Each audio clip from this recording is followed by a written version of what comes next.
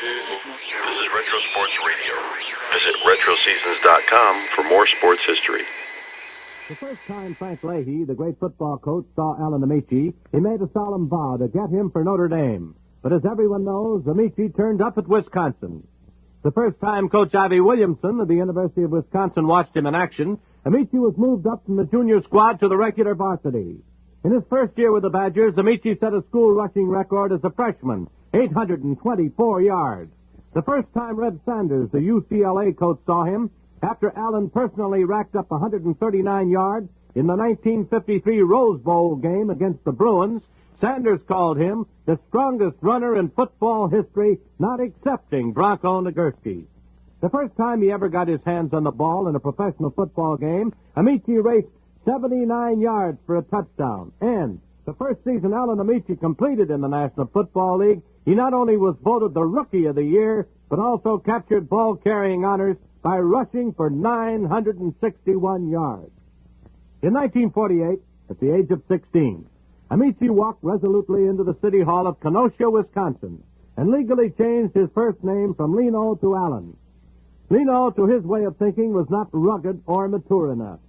7 years later, Alan Ameche had proved many times over that ruggedness and maturity are not a matter of names alone.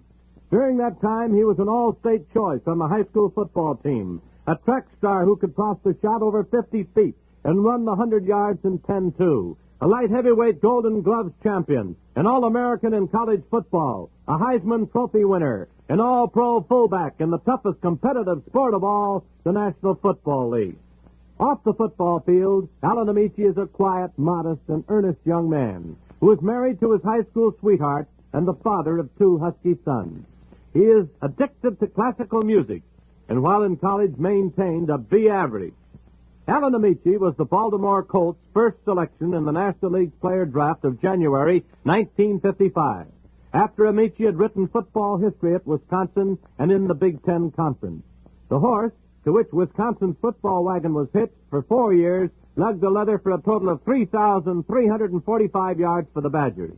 Ameche served only on defense in his first 2 seasons, but with the end of the 2-platoon era, he promptly took over full-time duty and put in 502 out of a possible 540 minutes as a junior and close to 500 in his senior year. The same muscular shoulders that clear the way for him as a ball carrier served him in good stead as a linebacker. Allen tackles his defensive assignments with the enthusiasm of a freshman out to make the varsity and has never required a personal timeout in his college and pro career. Alan Ameche is burdened with an apparently incurable modesty that causes him to regard his gridiron feats not in the light of the excitement and publicity they attract, but with a cool eye on the assets it offers for the future. He speaks rarely, if at all, about himself or his accomplishments. It is characteristic that Ameche's parents, who were born and raised in Italy, have to hear from others what Allen has been doing. As an all-Wisconsin State fullback and the most valuable player on the Kenosha High School championship team, Alan Ameche was one of the most coveted prep players in the land. He could have gone anywhere, but the choice settled down between Notre Dame and Wisconsin. He finally decided on Wisconsin. Even with such fanfare, Badger coach Ivy Williamson didn't indicate in the late summer and early fall of 1951 that he thought Alan Ameche would develop fast enough to take advantage of the relaxation of the ban of freshmen in varsity competition. Williamson just didn't expect much from his big freshman. The Big Ten is no place for children. Ameche started on the junior varsity, but his first showing against the Iowa JVs was so impressive that he was boosted to second-string fullback. Captain Jim Hammond was the number 1 fullback, but not for long. Alan Ameche's debut was hardly a spectacular one. He gained 1 yard in 1 try against Marquette. Then on a gray, threatening October afternoon in Champaign, Illinois, with the 2 leading contenders for the Big Ten title fighting it out, Ameche suddenly burst into prominence by gaining 40 yards against Illinois in 10 tries. After the game, Ray Elliott, whose Illinois team was happy to escape with a 14-10 triumph, labeled Alan Ameche the best freshman fullback that he had seen. After that game, Williamson installed Ameche as his regular fullback, switched Hammond to defensive halfback, and the horse was off and running. He wrapped up his first season with one of the year's top performances, Minnesota was the victim, and he ran all over the Gophers for 203 yards and scored 2 touchdowns. When Alan Ameche was graduated from Wisconsin in 1954, he had churned his way for more than 2 miles on gridiron turf and had scored 25 touchdowns. It was about that time that Weeb Eubank, ex-aide to Paul Brown at Cleveland, was brought to Baltimore to rebuild the Colts. A grim-faced perfectionist with a monk-like dedication to football, he took over the reins of the cellar-dwelling Colts and announced he was embarking on a 4-year rebuilding program and that only time and patience, plus some good football players, of course, could solve the problem of Baltimore's entry in the National Football League. In his first year as boss of the Colts, Eubank had more than his share of disappointments as the club again finished in last place. At the end of that season, Eubank and Don Kellett, the president and general manager of the Baltimore franchise, set up the most extensive talent search in the history of the league. Placed in charge of the project was Keith Molesworth, an executive vice president and former coach of the club. He was instructed to spare no expense in turning up the best talent available. Came the National Football League draft, and on the first round, Baltimore selected Alan the Horse Ameche ahead of more than 300 top college seniors. It was the wisest and most fortunate move the Colts ever made. At the end of the 1955 football season, Baltimore's Alan Ameche found himself the league's #1 ground gainer with 961 yards and 213 attempts for an average gain of 4.5 yards per try. He also scored 9 touchdowns, the most in the circuit. His little under 1,000 yards made Ameche the first freshman ground-gaining champion since Bill Pascal of the New York Giants copped the title in his first year. Only 5 other freshmen had won the title since 1934. In 1955, Alan Ameche was honored as no other rookie had ever been honored before. The experts voted him, #1, the Rookie of the Year. #2, the offensive fullback on the All-Pro team. #3, the outstanding back in the National Football League. That, in a nutshell, is Alan Ameche, an All-American in every respect. Now, before you meet our special guest, Alan Ameche in person, in an interview from Municipal Stadium in Baltimore, and hear about his greatest sports thrill, here is a message of interest to all young men who want to go places faster. If you're a young man faced with fulfilling a military service obligation, you'll be interested in knowing about the advantages that will be yours in today's U.S. Air Force. For instance, if you're wondering whether your service training will pay off in later life, the answer is yes. The Air Force offers top-notch training and opportunities in more than 40 important career fields. Here's another big advantage. You can continue your education while serving. Airmen earn college credits in on-base classes and can apply for a final semester at college with full pay and allowances. As for your length of service, well, men who join the Air Force at an early age find that when their active duty and reserve obligations are completed, they have a flying start on life. Those are just 3 of the important advantages that are yours as an airman.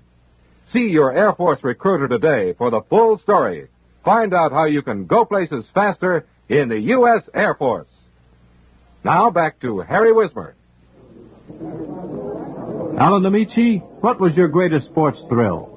Well, it was a very unusual one, Harry. I opened my rookie season against the Chicago Bears, and on the very first carry, I was lucky enough, behind very excellent blocking by the offensive line, to get through on a 79-yard run, and that just happened to be a coincidence, the first time I had my hands on the ball.